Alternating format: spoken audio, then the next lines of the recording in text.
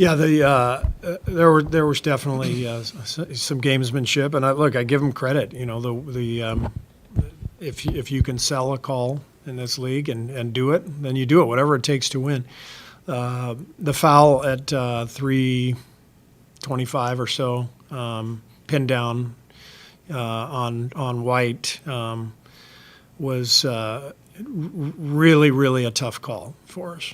Tough call. I mean, it's a blatant flop. He just takes a dive, and the ref bought it. And like I said, you give him credit, but you lament the fact that, you know, as a league, we're gonna reward that type of play with, you know, the game and the series, all that stuff at stake. You would hope that the officials would recognize when a guy just takes a dive. So what do you tell a team in that situation? Do you encourage them to sell harder tomorrow, or how do you learn from that and apply it to tomorrow's game? You don't. You know, I think, to me, you know, what I've learned coaching in FIBA has a great rule. There's a flop rule, and if a referee deems that a player is flopped, they just call it a technical foul, and it's pretty penalizing. And so the flopping has basically been eliminated from FIBA, and we have the ability to do the same thing in the NBA if we want. I think we should address it because the players are so smart, and the entire regular season is about gamesmanship and you know, trying to fool the refs, and this is how it's been for a while, and it's up to us as a league. Do we want to fix this?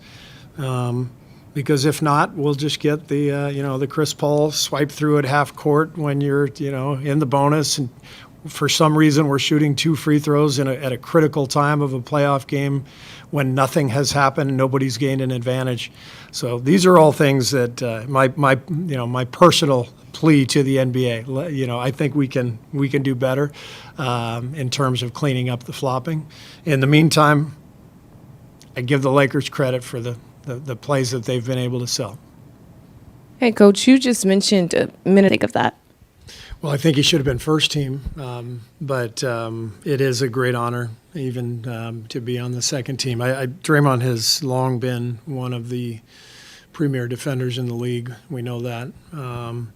I think the season he had this year, you know, playing, I think, 73 games, giving us the effort he did night in and night out, holding down the fort in a season where we were missing guys left and right. He really anchored our defense and played at such a high level, and showed that he's still got a lot left in the tank.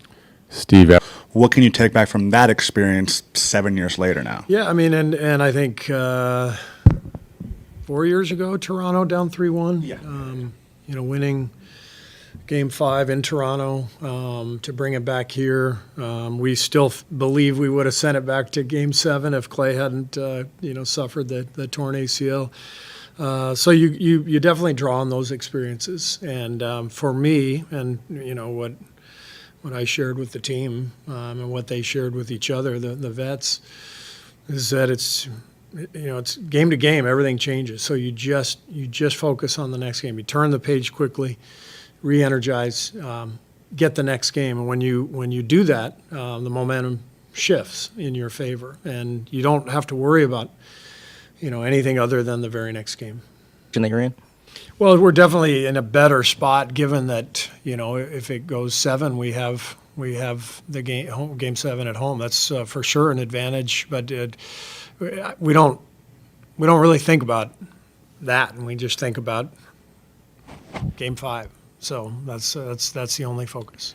after the Having them be your foundation. I mean, this whole thing has been built on those 3 guys and Andre. You know, those are really the core figures in all of this. So, yeah, I mean, as long as this group is together, I will always believe we're going to win every series, and it doesn't matter if it's 3-1 or whatever. I think we're going to win every game.